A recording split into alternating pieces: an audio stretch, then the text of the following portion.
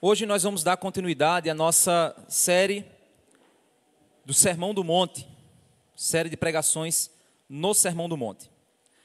A nossa mensagem hoje, o título dela vai ser Bem-aventurados os puros, que enxergam as mãos de Deus. Se alguém pingasse uma gota de veneno em 1 litro de água e te desse um copo, você beberia? Você permitiria que comidas fora do prazo de validade ou comidas estragadas entrassem na sua boca? Você abraçaria alguém que caiu em esgoto? Você se relacionaria com coisas sujas que você sabe que te sujariam ou que poderiam te adoecer? Meu irmão, se a tua resposta a muitas dessas perguntas é que você não faria, pois você estaria se sujando,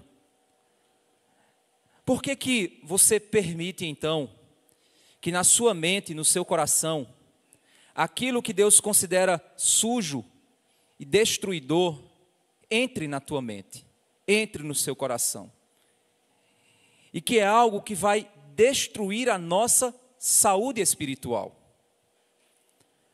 Porque muitas vezes nós somos tolerantes com a sujeira do pecado, como se uma gota do veneno não tornaria aquilo perigoso para nós. Nós estamos aqui estudando as bem-aventuranças, e a gente já passou por algumas delas. Essas bem-aventuranças nos apontam as evidências daqueles que foram alcançados pela graça do Senhor, e que apontam a realização da obra de Deus em nós. E a gente vai aqui ler novamente essas bem-aventuranças. Abram suas Bíblias em Mateus capítulo 5, e nós vamos relembrar esse movimento em que a graça de Deus está operando em nós. Mateus capítulo 5, o verso 2 diz assim: Então ele passou a ensiná-los. Jesus disse: Bem-aventurados os pobres em espírito, porque deles é o reino dos céus. O reino dos céus são daqueles que reconhecem sua miséria espiritual, que reconhecem sua pobreza como seres humanos, que reconhecem que são carentes da graça de Deus. Bem-aventurados os que choram, porque serão consolados. Esses que reconhecem sua miséria espiritual, sua pobreza em espírito, eles choram por sua condição de morte, por sua condição de miséria espiritual, e por isso são consolados pela graça. Bem-aventurados os mansos, porque herdarão a terra. Esses que então choram e são consolados pela graça, pela salvação do Senhor, são esses que mudam o estilo de vida e que passam a confiar na mão do Senhor. Apesar das circunstâncias, eles confiam em Deus, e ao confiar em Deus, eles se submetem àquele que julga todas as coisas, e por isso eles são mansos, e futuramente herdarão a terra. Bem-aventurados os que têm fome e sede de justiça. São esses que, ao terem a mansidão como evidência em sua vida, eles percebem que o mundo é mau, que o mundo é perverso, e eles querem que Deus venha agir nesse mundo mau. E quando eles então sentem fome e sede de justiça, eles são saciados pelo Evangelho, pois o Evangelho é a justiça de Deus. O justo viverá pela fé. Mas não somente isso, eles também sabem que um dia Deus julgará todos os homens. Um dia Deus condenará a morte, a maldade, Deus condenará esse mundo, e por isso eles serão saciados. Bem-aventurados os misericordiosos, aqueles que sabem que precisam ser eles instrumentos da misericórdia de Deus na vida de outros, pois eles foram alcançados pela misericórdia. Deus os salvou para torná-los instrumentos dessa misericórdia, e por isso os que alcançaram misericórdia são aqueles que exercem misericórdia para com os outros. Esse é o chamado da execução da justiça de Deus nesse mundo. E é aqui que chegamos no verso 8, quando Jesus diz: Bem-aventurados os limpos de coração, porque verão a Deus. É nessa condição esses que são divinamente felizes, que eles purificam seus corações e por isso eles enxergam o Senhor. O que é pureza de coração? A gente vai refletir um pouco aqui. Eu pedi a ajuda do pessoal da projeção. A gente vai ver vários textos aqui. Então eu vou pedir a ajuda da projeção exatamente para que a gente possa ganhar tempo. Mas você pode anotar os textos, pode depois olhar na transmissão, pode anotar e conferir na sua Bíblia em casa. Ou então, se você for rápido aí de Bíblia, então você vai rapidamente buscando esses textos. Quando a gente fala sobre pureza, primeiro a gente precisa entender na cultura judaica o que significa pureza. Existiam vários rituais de purificação cerimonial no Antigo Testamento. Esses rituais de purificação, eles tinham o objetivo de purificar, de limpar todo aquele que iria prestar algum tipo de serviço ao Senhor. Todos aqueles que iriam se relacionar com Deus através da realização de um culto, esses precisavam passar por um ritual de purificação. A tradição da purificação passou então a afetar a vida comum dos judeus. E muitos desses rituais de purificação que eram para ser realizados pelos sacerdotes e levitas, passaram a ser executados pelo povo. Esses rituais, dentro da concepção dos sacerdotes e dos levitas, eles buscavam incentivar no coração daquele religioso a compreensão da necessidade de se preparar para se aproximar de um Deus santo e puro. E nós somos impuros e não somos santos. Para servir a esse Deus, precisávamos nos purificar e ter essa concepção de que o ritual, ele não purificava de fato, mas ele simbolizava a necessidade de uma pureza para se aproximar de Deus. Esses rituais não salvavam, esses rituais não perdoavam pecados, porque esses rituais precisavam ser repetidos sempre. Então eles não eram definitivos, como o sangue de Cristo nos purifica de todo pecado, de modo definitivo. É acerca desses rituais de purificação que ocorriam, e que esses rituais, eles influenciavam então a cultura local, a cultura judaica, o dia a dia dos judeus, que os fariseus questionam Jesus sobre isso. Marcos capítulo 7, do verso 5 ao verso 8, nós vemos exatamente esse questionamento.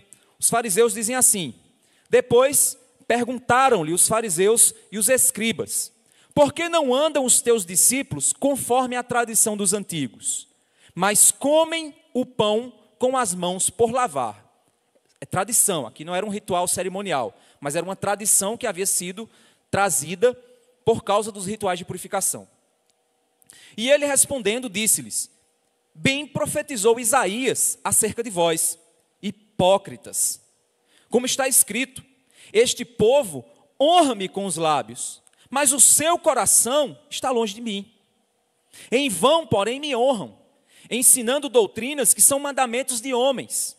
Porque deixando o mandamento de Deus, retendes a tradição dos homens, como o lavar dos jarros e dos copos, e fazeis muitas outras coisas semelhantes a estas. O que nós vemos aqui então é que a tradição era executada, aqueles homens mantinham aquela purificação dos seus utensílios de uso comum, e muitas vezes eles se preocupavam com lavar, com rituais, mas se esqueciam da verdadeira lei do Senhor. Eles honravam a Deus com aquilo que era muito fácil de se fazer, mas eles desonravam a Deus com aquilo que Deus realmente, de fato, pedia que os homens fizessem. Por isso, então, ele diz: esse povo me honra com os lábios, mas o coração deles está longe de mim. São hipócritas. É isso que Isaías, então, está dizendo e que Jesus está citando.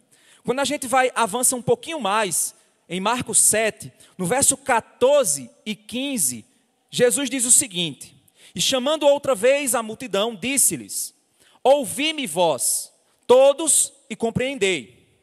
Nada há fora do homem que entrando nele o possa contaminar, mas o que sai dele, isso é o que contamina o homem. Jesus aqui não está falando sobre micróbios, bactérias, sobre falta de higiene. Porque a preocupação dos fariseus em lavar jarros, copos, lavar as mãos para comer, não tinha nada a ver com a presença de bactérias, com a presença de higiene, com a necessidade de higiene, até mesmo porque naquele período não se compreendia a presença de bactérias e outros seres minúsculos. Na realidade, a preocupação deles era espiritual mesmo. Eles diziam que era necessário haver uma limpeza para uma santificação da vida. E Jesus está dizendo que essa busca por uma santificação por meio de rituais, isso não produz nada na vida do homem. Porque na realidade não é o que entra na boca do homem que o contamina. É o que sai dessa boca que contamina o homem. Então não é uma busca, aqui Jesus não está condenando você a lavar a mão, continue lavando suas mãos, viu? Continue praticando a higiene que a gente precisa para a nossa saúde. Mas Jesus está falando do contexto espiritual. Não pense que os seus rituais te santificam, que sua hipocrisia religiosa vai fazer alguma diferença, se isso não ocorrer dentro de você. Marcos capítulo 7, um pouco mais à frente, no verso 18, até o verso 23, Jesus chama os discípulos para dar um ensino a eles.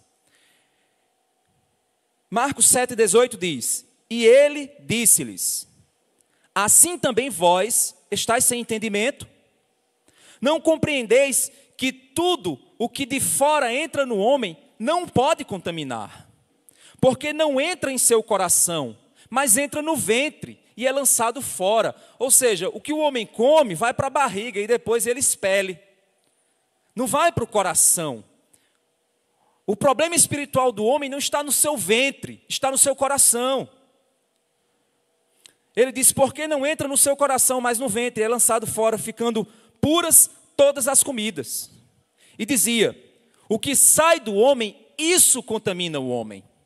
Porque do interior do coração dos homens saem os maus pensamentos, os adultérios, as fornicações, os homicídios, os furtos, a avareza, as maldades, o engano, a dissolução, a inveja, a blasfêmia, a soberba, a loucura. Todos estes males procedem de dentro e contaminam o homem. Então Jesus está dizendo que o problema não é o que está fora que vem, mas é o que está dentro que sai. Esse é o problema do homem.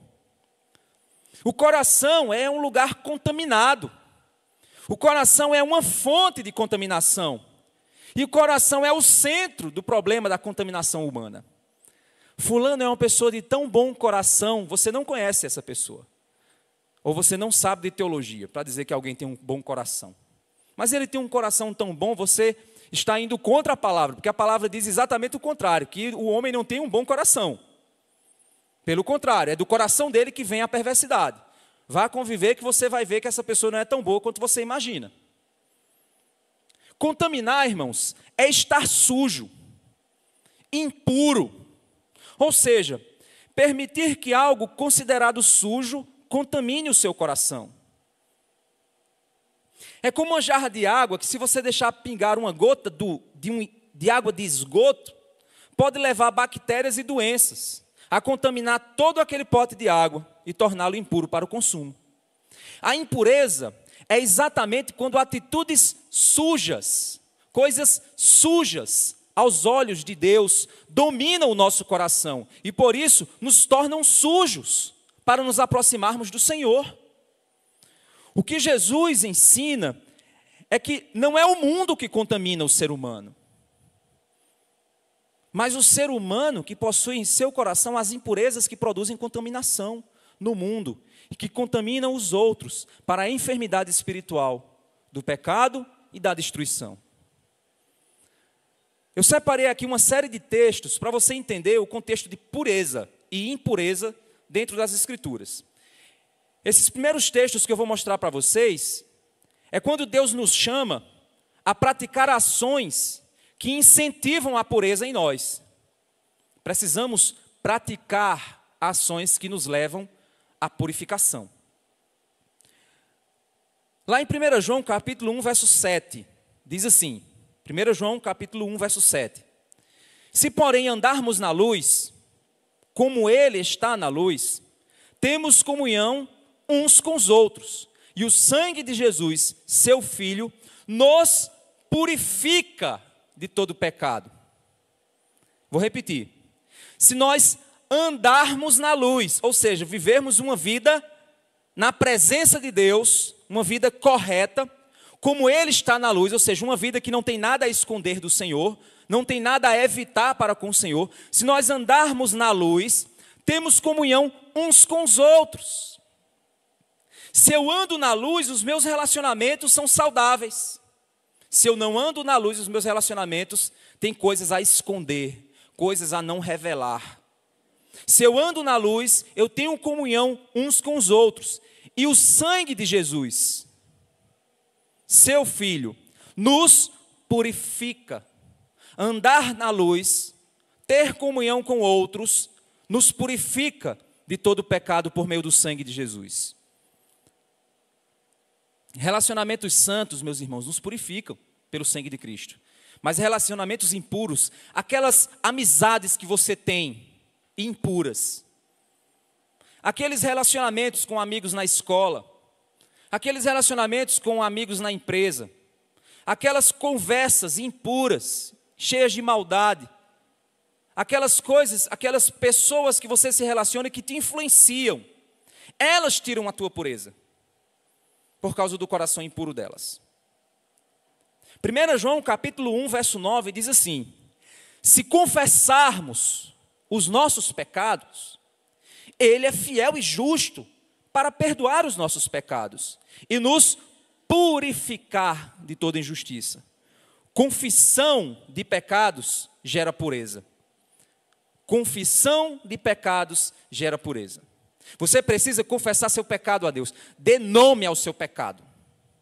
Não diga, Senhor, perdoa os meus pecados, que são muitos. Não. Perdoe, pois eu menti, Senhor. Eu menti. Eu olhei pornografia, Senhor. Eu me envolvi no adultério, Senhor.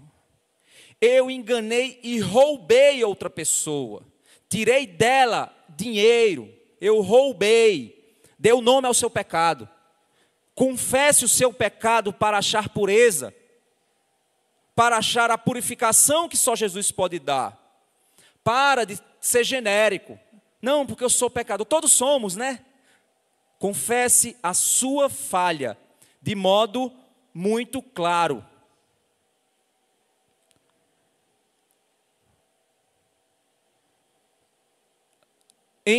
Nos Salmos 119, verso 9, diz assim, Salmo 119, verso 9.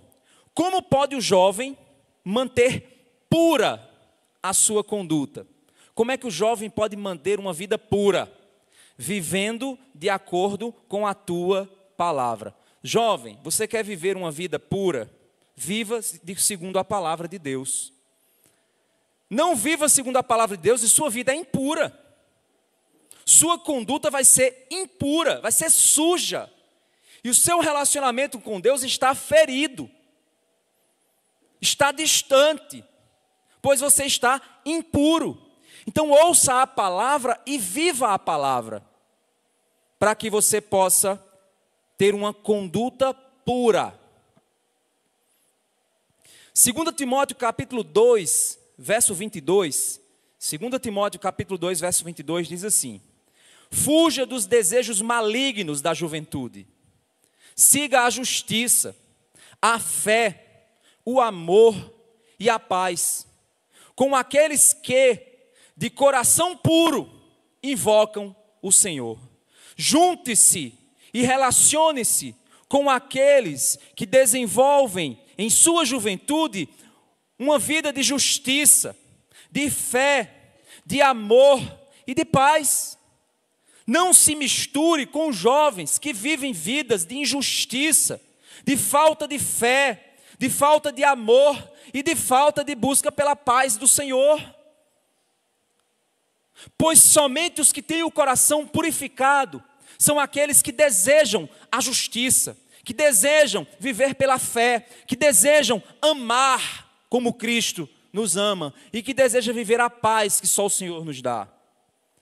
1 Timóteo capítulo 4, verso 12, diz assim, 1 Timóteo capítulo 4, verso 12, ninguém o despreze pelo fato de você ser jovem, mas seja um exemplo para os fiéis, na palavra, no procedimento, no amor, na fé e na pureza. Paulo diz a Timóteo: Timóteo, seja um exemplo para os outros, mesmo você sendo jovem, mas seja um exemplo na pureza, como alguém puro, como alguém que caminha com pureza, como alguém que vive uma fé que busca aquilo que é produzido em um coração puro. Colossenses capítulo 3, verso 5 diz assim: assim, façam morrer, ou seja, matem, tudo o que pertence à natureza terrena de vocês. Quais? O que é que nós devemos matar em nós? O que é que nós devemos sufocar? Se tem um velho homem em você, pegue ele pelo pescoço e enforque ele até ele não respirar mais. Você não vai conseguir matá-lo completamente, a não ser que Cristo volte e te leve.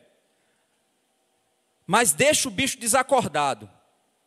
Quando ele começar a se debater e quiser se levantar, vai de novo na goela dele e esgana ele. Faça morrer o que é da sua natureza humana, terrena, diabólica. Faça morrer o quê?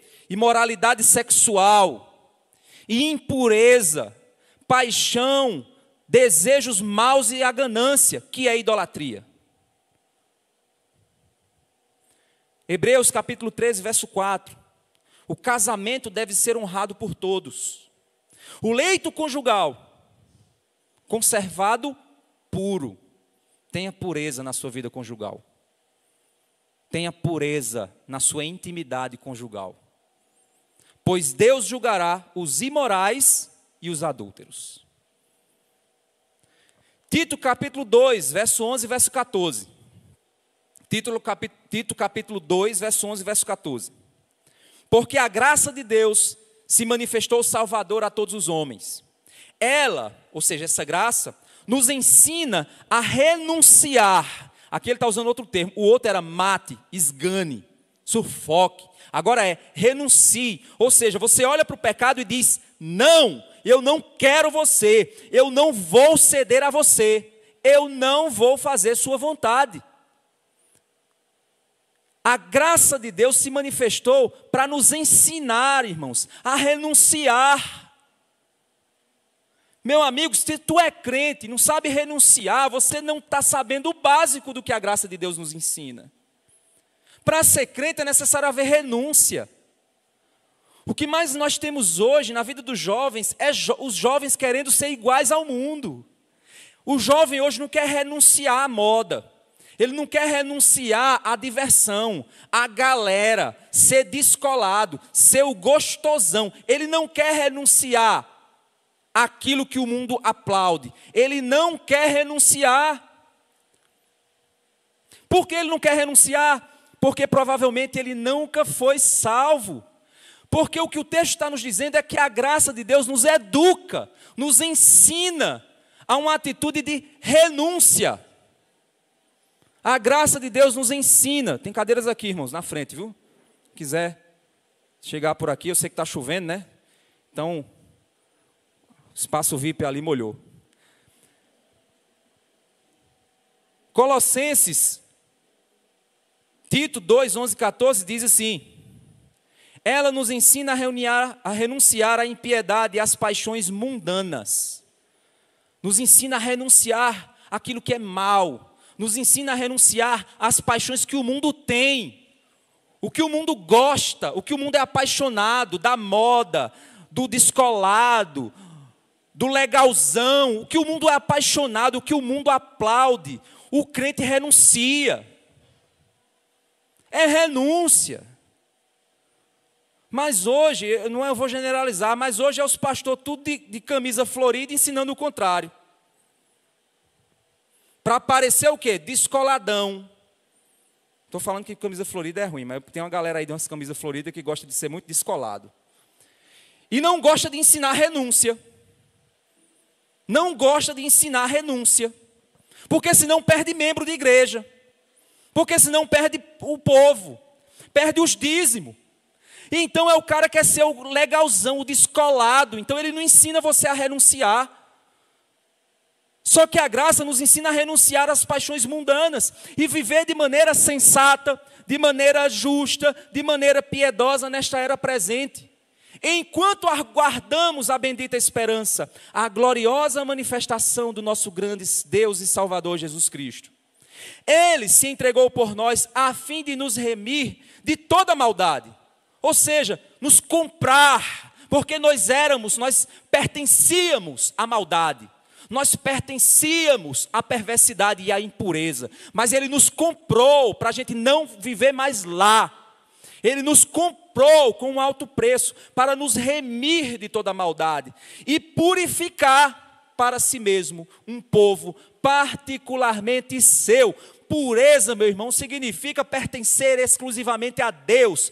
Se você não pertence exclusivamente a Deus, você está pecando contra a sua pureza. Pertença exclusivamente a Deus e não deixe uma única gota do esgoto desse mundo pingar em você. Purificar para si um povo particularmente seu, dedicado à prática de boas obras, que se dedica a fazer o que é certo.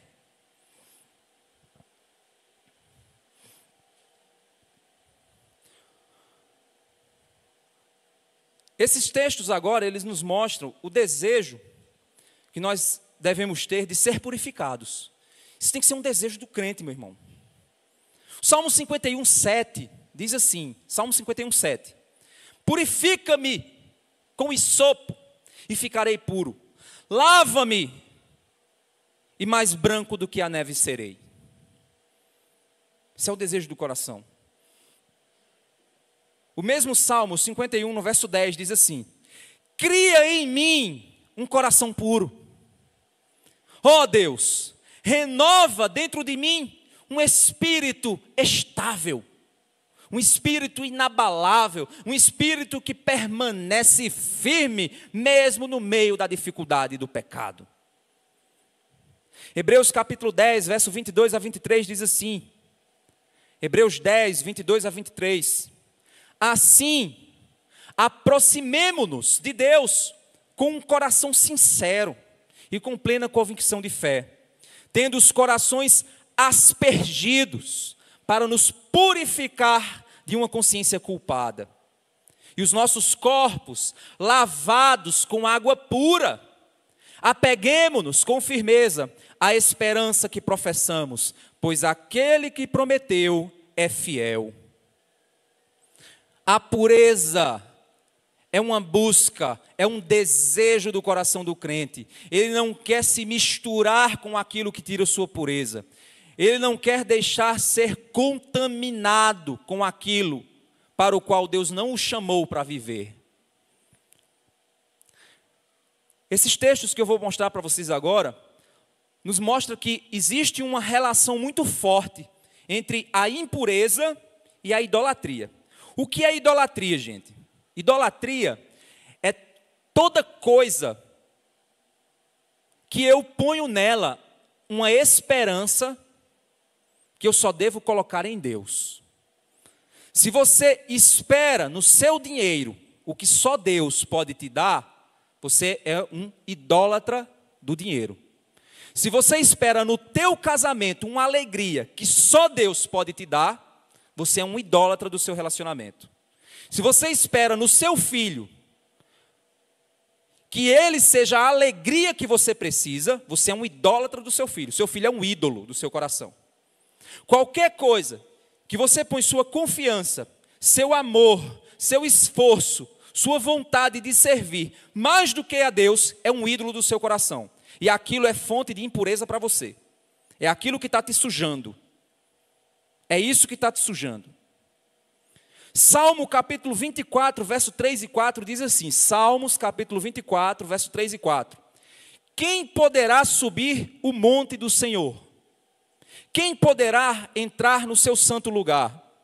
Aquele que tem as mãos limpas e o coração puro, que não recorre aos ídolos, nem jura por deuses falsos. Quem é que tem o coração puro? Quem é que tem as mãos limpas? Aqueles que não adoram ídolos.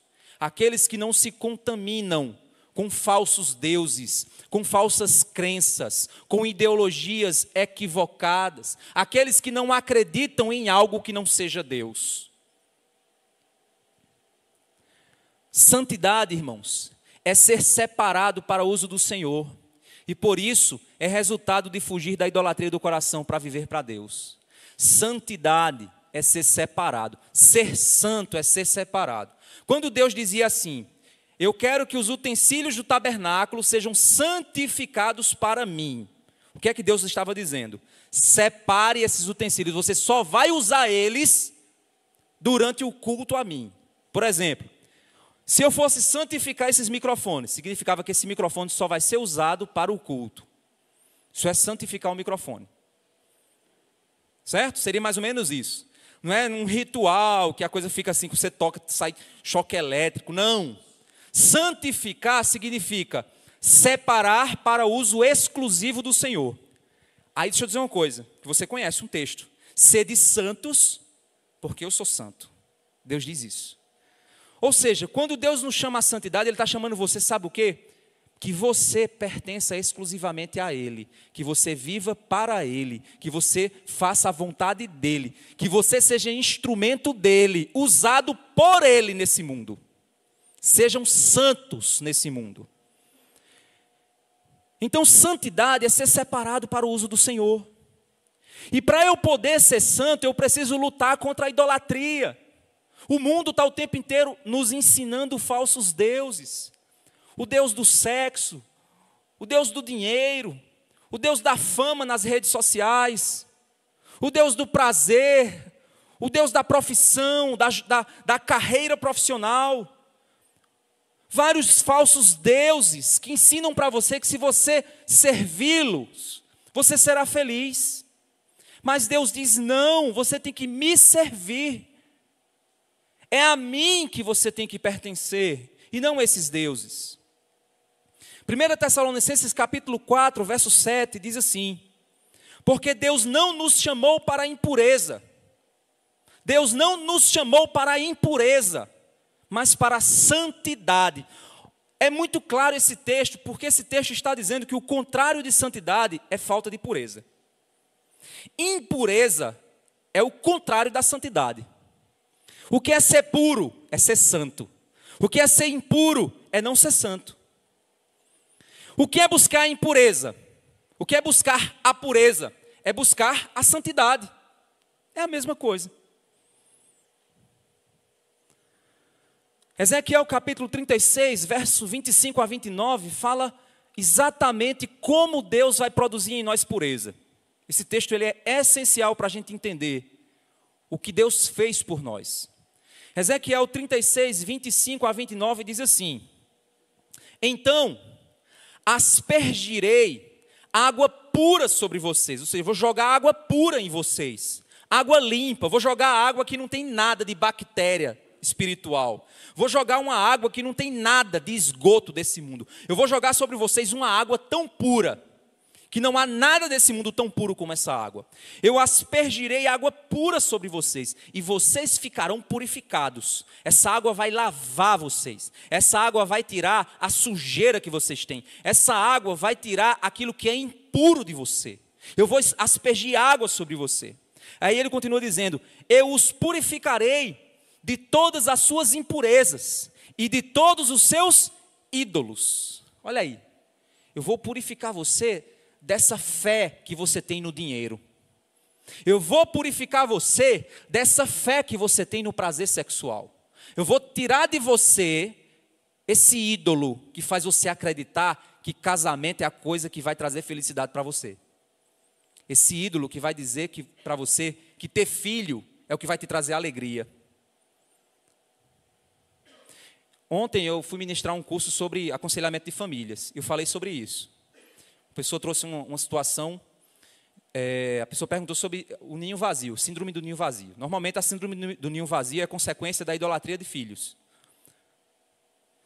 A mulher, quando ela passa a idolatrar os filhos, o casal, quando passa a idolatrar os filhos e pôr o filho no centro do casamento, esse filho, quando cresce, com toda a atenção dos pais, os pais não dão atenção mais um ao outro, porque o filho é o centro. Depois que o filho casa e vai embora, os pais olham um para o outro e dizem: o que somos? Para que existimos? Idolatria a filhos. A consequência é essa. Tira a criança do jogo, acabou o casamento deles. Não tem mais para que eles estarem juntos. Afinal de contas, o filho era o sentido do casamento deles. Vocês estão vendo que uma coisa boa, filho é uma coisa boa, mas se você coloca muito no bichinho, ele vira um ídolo do seu coração. E você vira um otário com aquele filho. Você vira um otário com aquele filho. Aquele filho põe você na mão dele. Sabe por quê? Porque é ele quem determina o que você deve fazer. É ele quem manda em você. É ele quem define a rotina da família. É ele que manda. Todos se ajoelham e... Faça um teste, vamos lá. A gente vive em comunidade, irmãos. Glória a Deus por isso. Vocês pais, cheguem para uma pessoa sincera e que te ama, certo? E pergunte assim: você acha que eu sou um idólatra do meu filho? Aqueles que são, deixam claro que são. Quando a criança chega, chegou o rei. Todo mundo vê. É assim. A pessoa não vê, mas todo mundo vê. Todo mundo vê. E deixa eu dizer uma coisa para você: você vai destruir a vida dessa criança. Ela vai pôr o coração ruim dela para fora e você não vai conseguir controlar, porque ela é quem te domina. Então, quando Deus, Ele diz assim: eu vou limpar você da impureza. Eu estou trazendo um exemplo aqui, que é uma coisa boa criada por Deus. Filho é bênção, irmãos, mas pode virar uma maldição para ele mesmo e para os pais. Não, meu filho é bênção de Deus, não é maldição. Como é que você tem tratado essa bênção?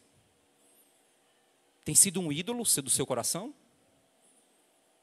Tem dominado a tua vida e o teu coração e as tuas energias? Faz essa avaliação. Isso é para qualquer coisa. Os jovens que estão estudando aqui na universidade, o curso pode virar um Deus, viu? Ele suga as tuas energias, ele tira a tua paz, a escola tira tudo de você. Se você não conseguir o que você quer, aquilo te domina e te destrói. Aquilo é um Deus para você. E o nosso Deus não é assim. Ele não nos consome, Ele nos preenche. Ele não nos destrói, Ele nos constrói. Ele não nos exaure, Ele nos alimenta. Esse é o nosso Deus.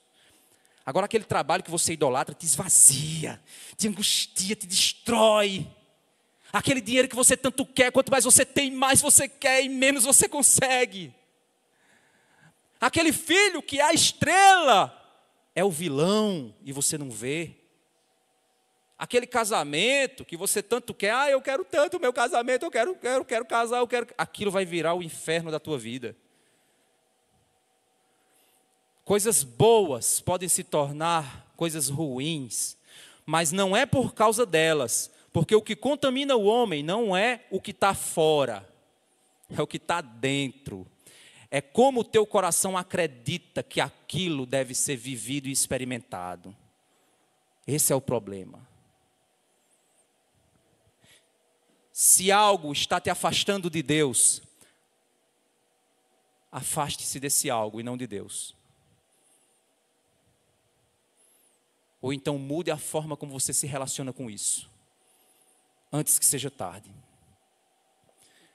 Por isso que Ezequiel, ele diz: eu os purificarei de todas as suas impurezas e de todos os seus ídolos. Esses ídolos nos tornam impuros. Eu lhes darei um coração novo e porei dentro de vocês um espírito novo. Tirarei de vocês o coração de pedra e lhes darei um coração de carne. Porei dentro de vocês o meu espírito e farei com que andem nos meus estatutos, guardem e observem os meus juízos. Vocês habitarão na terra que eu dei a seus pais. Vocês serão o meu povo e eu serei o seu Deus. Eu os livrarei de todas as suas impurezas. Farei vir o trigo e multiplicarei e não trarei fome sobre vocês. Ontem, engraçado que quando eu estava dando aula para as famílias lá, eu falei uma coisa que uma mulher ficou com raiva na hora. Eu disse assim: a seguinte frase é pecaminosa: meus filhos são mais importantes do que o meu marido, porque o meu filho saiu de mim. Isso é pecado, viu, gente? Isso é idolatria. Você vai fazer mal aos seus filhos com esse pensamento. Porque a melhor coisa que você pode fazer para o seu filho é amar o pai deles. A melhor coisa que você pode fazer para os seus filhos é amar a mãe deles. Porque no ambiente de amor e respeito, os filhos florescem naturalmente. Os filhos florescem naturalmente. E aí eu vi que a mulher ficou com uma cara assim, que eu digo, eu vou ser expulso aqui de Carpina e nunca mais voltarei. Mas é verdade, gente. O que mais a gente tem é idolatria no coração das pessoas. O tempo inteiro, dominando a vida delas, dominando a mente delas, dominando o coração delas. E Deus diz, eu não quero isso para vocês. Eu quero que vocês aproveitem seus filhos, pois são bênção. Eu quero que vocês aproveitem seus casamentos, o seu trabalho, o dinheiro que eu mando para vocês. Eu quero que vocês aproveitem. Eu quero que você se divirta, eu quero que você seja feliz. Não porque essas coisas te dominam, mas porque eu domino o seu coração. Essa é a vontade de Deus para nós. Isso é pureza. Então não são as coisas que nos contaminam, somos nós os contaminados. E precisamos buscar a Deus. Mas, irmãos, qual é a relação de pureza com os olhos e com Deus? Porque bem-aventurados os puros de coração, pois verão a Deus. Você diz, pastor, tudo bem, eu entendi o que é pureza, eu entendi o que é impureza, eu entendi que idolatria tem uma relação, ok, eu entendi tudo isso. Mas qual é a relação entre elas? Como é dito no Sermão do Monte. Vamos entender essa relação usando a própria Bíblia para isso, certo? Jesus, ele mostra, tem um texto que Jesus mostra a relação entre pureza dos olhos e o pecado do corpo. Pureza dos olhos e o pecado do corpo. Lá em Mateus 6, 22 a 23, olha só, Mateus 6, do 22 ao 23, diz assim: os olhos são a lâmpada do corpo. Se os seus olhos forem bons, todo o teu corpo será cheio de luz. Se, porém, os seus olhos forem maus, todo o seu corpo estará em trevas. Portanto, se a luz, ou seja, se os seus olhos, se a luz que existe em você são trevas, que grandes trevas serão. Olha só, os olhos são a lâmpada do corpo. A lâmpada, hoje, quando a gente fala de lâmpada, a gente pensa numa coisa parada, né? Está aqui uma lâmpada. A lâmpada do período bíblico é aquilo que a gente conhece hoje como lamparina. É aquela lá com óleo, em que você tocava o foguinho lá e você saía com ela. Hoje a gente pega o celular e usa como lanterna. Ou a gente pega uma lanterna e usa como lanterna. Se você estiver andando na rua e estiver escuro, você pega seu celular e usa como lanterna para não cair no buraco. Então você vai usar uma lâmpada para os teus pés. Ó, lembra desse texto? Lâmpada para os meus pés é a tua palavra. Você vai pegar a Bíblia e fazer assim, ó. Você está andando na rua, você vai pegar a Bíblia aí. Certo? Espiritualmente falando, viu, gente? Se você for fazer isso, o povo vai chamar de você de doido. Lâmpada para os meus pés, ou seja, a palavra ilumina. Eu enxergo tudo mais claramente por causa da Bíblia. Ela me dá clareza. Ela me traz clareza. Então ele diz que os olhos são a lâmpada do corpo. É como se os seus olhos fossem faróis. Então você está aqui, ó, luz alta, luz baixa. Então você vai, ó, acende a luz dos olhos e sai assim, ó, jogando luz para poder enxergar o caminho. É estranho, gente, mas é essa a imagem. O olho ilumina e ao mesmo tempo enxerga, porque ele é uma lâmpada, certo? Ele é a lâmpada para o corpo inteiro. Então, para onde o corpo vai, é para onde os olhos enxergam. O que o corpo faz é aquilo que os olhos veem. Certo? Está ganhando clareza a figura na sua cabeça? Vamos continuar. Tudo que você vai fazer para se mover, para decidir a respeito de tudo ao seu redor com clareza, vai depender do quão iluminados seus olhos são. Se os seus olhos forem luz do meio-dia, você vai enxergar claramente todas as coisas. Mas se os seus olhos forem aquela luz lá, daquela lanterna xing-ling que a gente compra para os nossos filhos brincar, aquela lanternazinha que aparece aquela luz assim, que não dá para, que até um vagalume sai zombando de você. Diz que isso é uma lanterna, é? Se os seus olhos for essa luz defeituosa, você não vai enxergar as coisas com clareza. Se os olhos forem maus, é sinal de que estes olhos são impuros, ou seja, estão contaminados por um coração que interpreta tudo a partir do seu engano e de sua maldade. Chega uma mulher para, oi, bom dia, tudo bem? Eita, tá afim de mim, ó. Tá não, ela só disse bom dia para você. Só que você é um tarado. Você é um doente. Você não consegue enxergar uma mulher. Gente, homens que consomem pornografia, eles não conseguem olhar para as mulheres de maneira normal. Isso é sério, viu, gente? Homens que consomem, que se alimentam de pornografia, eles não conseguem olhar para as mulheres como se elas fossem um ser humano. Eles enxergam elas e eles vão despir elas com os seus olhos. É isso que acontece. Essa impureza está dominando a mente de muitos homens. Eles não conseguem mais, eles não conseguem chegar perto de uma menina. O rapazinho que consome pornografia, ele não consegue chegar perto de uma menina para dar um abraço nela, como irmã em Cristo. Para ele, ela é uma coisa para ele usar, abusar e jogar fora. É isso que está na cabeça. Sabe por quê? Os olhos são maus. Os olhos são maus. Portanto, olhos impuros guiam um corpo por caminhos de impureza, pois interpretam a realidade ao seu redor de modo sujo. Aí você pode dizer, pastor, mas eu quero entender melhor biblicamente. Pois vamos aprofundar ainda mais o entendimento, certo? Se a gente olhar para Mateus, abra sua Bíblia lá em Mateus 6, é só andar um pouquinho para frente. Do verso 19 ao verso 21, ele diz assim, ó, Mateus 6, do 19 ao 21. Ou seja, o verso anterior, o versículo anterior a esse que a gente leu, dos olhos sendo lâmpada.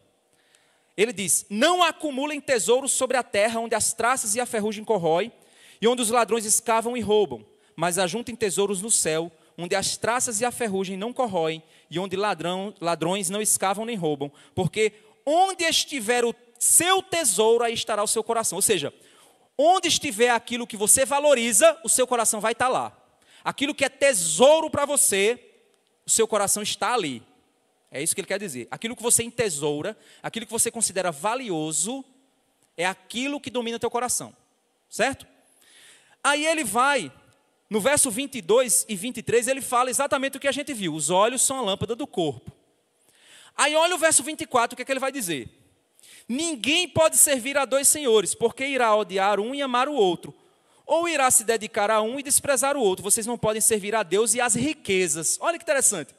No verso anterior ele fala sobre os tesouros. No verso posterior ele fala sobre as riquezas. No verso anterior ele diz que o seu coração está naquilo que você torna tesouro para você. E no final ele diz, não sirva a Deus e às riquezas, porque você vai desagradar os dois. Não é possível servir dois senhores. No meio ele diz, são seus olhos, que são a lâmpada do corpo. Qual a relação entre essas duas coisas? As palavras antes e depois, elas lidam com a ideia de tesouro, dinheiro, adoração, valorização das coisas, para servir e viver decidindo caminhos a tomar. A chave, irmãos, é encontrada em Mateus 20:15. Mateus 20:15. Lá em Mateus 20:15, Jesus ele tinha acabado de contar uma parábola. Ou seja, a gente está usando a Bíblia para interpretar a própria Bíblia. Lá em Mateus 20:15, Jesus contou uma parábola. A gente não vai lá nela não, vou só fazer referência, depois você pode ir lá ler. Ele está falando sobre trabalhadores em uma vinha. Um homem foi e contratou os trabalhadores. Alguns deles tinham acordado para trabalhar 12 horas por um salário de 1 denário. Trabalhe 12 horas, você vai ganhar 1 denário. Alguns contratados às 9 horas, outros foram contratados mais tarde, perto do fim do dia. Por último, outros foram contratados às 5, quase no final do expediente. Quando o dia terminou às 18 horas, ou seja, o pessoal trabalhou, os últimos trabalharam 1 hora só, e os primeiros trabalharam 12. Quando o dia terminou, ele foi e pagou todos os trabalhadores a mesma quantia, 1 denário. Deixa eu explicar. Ele chamou uns logo cedo e disse assim, vocês querem trabalhar para mim? Queremos. Quanto é o salário? Você vai ganhar 1 denário. Ah, não, está ótimo esse preço. Maravilha. Quero sim. Beleza, então vem trabalhar. À tarde ele foi e chamou, vocês querem vir trabalhar comigo? Eu falei, quero, mas não perguntou o valor. No final do expediente, ele chegou para outros e disse: você quer trabalhar para mim? Quero. Mas não perguntou o valor. No final do expediente, ele chamou todos os funcionários e pagou 1 denário para os que trabalharam desde a manhã, porque foi o acordo. Pagou 1 denário para os que trabalharam no meio-dia e pagou 1 denário para os que trabalharam no final do expediente. Ou seja, pagaram a mesma coisa. Ou seja, ele foi abundantemente generoso para os que trabalharam apenas 1 hora. Ele foi muito generoso. Ele deu um salário igual de 12 porque trabalhou só 1. Ele pagou para todos o mesmo montante, mas ele só combinou o valor para os primeiros. Aqueles que trabalharam o dia todo, lá em Mateus 20, verso 11, diz assim, que eles murmuravam contra o dono da casa. Ou seja, eles estavam furiosos, que aqueles que trabalharam tão pouco foram pagos tanto. Então o Senhor usou uma frase. Ele disse assim: o olho mau, que é a mesma palavra usada em Mateus 6, 23. Ele disse assim, ó: porventura, não me é lícito fazer o que eu quero com o que é meu? Ou seja, eu não acordei com vocês esse valor, mas se eu quis pagar aos outros o mesmo valor, não é meu dinheiro, eu faço o que eu quiser com ele. Aí ele diz: não me é lícito fazer o que eu quero com o que é meu? Ou são maus os teus olhos, porque eu sou bom, porque eu fui generoso com esses outros, mas eu não acordei com vocês e não paguei o que eu acordei, mas eu escolhi ser generoso com esses aqui. E por que vocês estão com raiva, se eu estou pagando o que eu devo a vocês? E aí o John Piper, quando está comentando esse texto, ele diz o seguinte: infelizmente aquela última é uma paráfrase total e não uma tradução. Ou seja, ele diz assim: ou você está com inveja da minha generosidade. É mais ou menos, a paráfrase seria essa: você está com inveja porque eu sou bom. Você está com inveja deles porque estão sendo beneficiados e você não foi beneficiado como eles. Mas eu estou te pagando o que eu acertei. Ele está dizendo: ou o seu olho é mau porque eu sou bom. É exatamente o paralelo de Mateus 6, 23. O que se refere ao olho mau em Mateus 20, 15. O que é o olho mau? Refere-se a um olho que não pode ver a beleza da graça. Ele odeia ver algo bom. Ele não pode ver o brilho da generosidade, se não for com ele essa generosidade. Ele é invejoso, ele não se alegra com a alegria de outros, a não ser que ele seja beneficiado. Você conhece gente assim? Você chega para a pessoa e fala: rapaz, eu recebi um aumento salarial. Aí o cara faz: Deus, eu trabalho tanto e não recebo um aumento. E ele recebeu, Senhor. Isso é um olho mau. Inveja é olho mau. E não tem esse negócio de olho gordo, eu vou comer sal grosso. Isso é coisa de... não tem nada a ver. A cura para a inveja é conversão.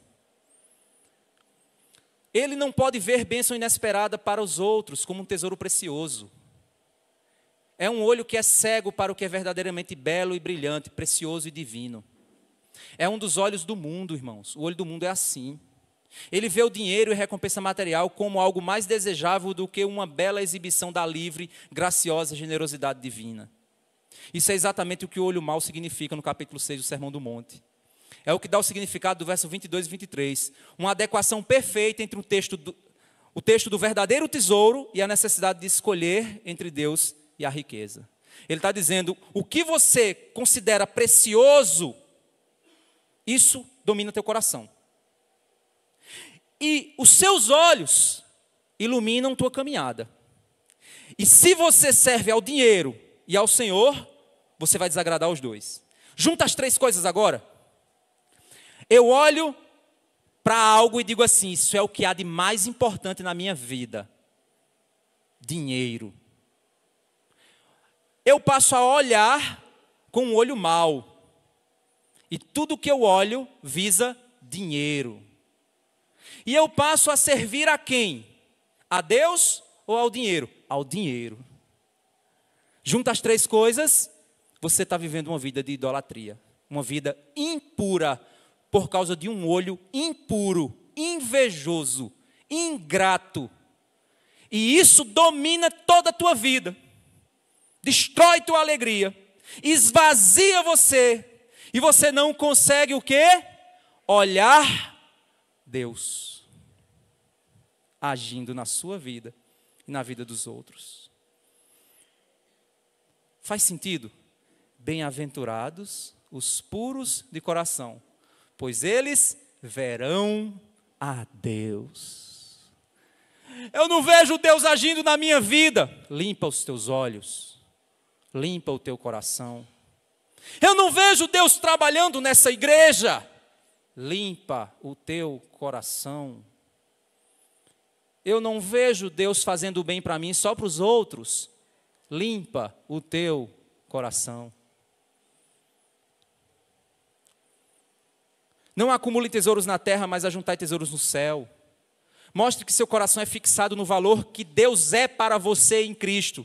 Verifique se o seu olho é bom e não mau. Isto é, certifique-se de ver o tesouro celestial como infinitamente mais precioso que o tesouro material. Ter Deus é melhor do que ter coisas. Quando o olho vê as coisas dessa maneira, você está cheio de luz. E se você não vê as coisas dessa maneira, mesmo a luz que você acha que vê, o brilho, a carne, a pele, o músculo do mundo, é tudo escuridão. O que você está enxergando é como um cego. Você é um sonâmbulo na vida. Você anda de olhos fechados, porque você é cego para a verdade. Você é cego para ver a Deus. Você está servindo o dinheiro como escravo, mesmo sem conhecê-lo, porque ele tem te embalado para dormir. Muito melhor é deixar-se influenciar pela verdade. O valor infinito de Deus. Portanto, se você é emocionalmente atraído mais por coisas do que por Cristo, ore para que Deus lhe dê um olho bom e desperte a sua cegueira e tire de você esse olho mau. Ou seja, um olho impuro é um olho mau. E um olho impuro é fruto de um coração impuro, de um coração contaminado pelas impurezas da mentira, dos pecados, seu mesmos e do mundo que diz para você o que é melhor. E você acredita. Uma pessoa que busca ao Senhor de todo o coração, alma e entendimento, busca a pureza por meio da santidade. E essa santidade nos aproxima de Deus, limpa os nossos olhos, purificando e nos dando capacidade de enxergar Deus claramente, a sua obra em nós e a sua obra através de nós. Quando compreender a relação entre idolatria, impureza e a capacidade de enxergar a Deus, a gente fecha o entendimento de que por quê os que têm um coração puro enxergam a Deus? Porque os ídolos não cegam mais eles. Os ídolos não tiram mais os olhos deles para enxergar outras coisas, porque eles só enxergam a Deus. 1 João capítulo 3, verso 1 a 3 diz assim: Vede quão grande amor nos tem concedido o Pai, que fôssemos chamados filhos de Deus. Por isso, o mundo não nos conhece, porque não conhece a Ele. Amados, agora somos filhos de Deus, e ainda não é manifestado o que havemos de ser. Mas sabemos que, quando Ele se manifestar, seremos semelhantes a Ele. Porque assim como é, o veremos. E qualquer que nele tenha esta esperança, purifica-se a si mesmo, como também Ele é puro. Quando você assume ser filho de Deus, quando você assume obedecer ao seu Pai, você passa a conhecê-lo como Ele é, e você passa a enxergar as coisas. Sabe como é que você vai ser um bom pai para o seu filho? Enxergue a Deus, e seja instrumento de Deus na vida dele. Se o seu filho precisa de uma chinelada, dê uma chinelada nele. Ah, não, mas ele vai ficar com raiva de mim. O que é que a Bíblia diz? Que a disciplina deve ser feita. Não é violência, viu? É disciplina. Se você não sabe disciplinar seu filho porque você tem pena, tem medo, você está cego. Você está mal. Se você acha que é normal subir uns R$5 no teu produto, para sonegar o imposto talvez, para ganhar um pouquinho mais de dinheiro, se você acha que isso é normal, você está cego. O dinheiro te cegou. Se você acha que você pode mentir para a sua esposa e para o seu esposo, porque está tudo bem, a mentira não tem problema nenhum, você está cego. O pecado te cegou. Se você acha que não tem problema você ir para a farra, tomar uma, lá na farra com os amigos, para ser o cara legalzão, você não sabe. Você está cego. Você foi cegado pelo pecado. Você não consegue enxergar o quanto isso é mal. Bem-aventurados os puros de coração, pois eles verão a Deus. Você quer ver a Deus, meu irmão? Purifique seu coração, por meio de tornar Deus precioso aos seus olhos. E quando Deus for precioso aos seus olhos, Ele vai te capacitar a enxergá-lo. E enxergar com os olhos dele, pois os seus olhos serão lâmpada por meio da palavra para os teus pés. E o teu corpo vai andar na luz. E quando você andar na luz, você vai estar servindo ao Senhor e não aos falsos deuses. Aprenda a palavra de Deus. Ame a Deus por sua palavra.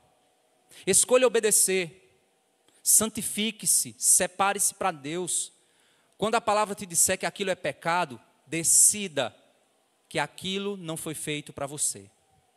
Quando a palavra te diz que algo é pecado, tome uma decisão, não viva aquilo, não faça isso. Tome essa decisão por amor a Deus.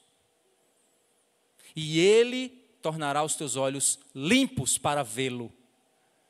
E você vai ver Deus claramente diante dos teus olhos, por meio da sua vida e por meio do que Deus faz em você.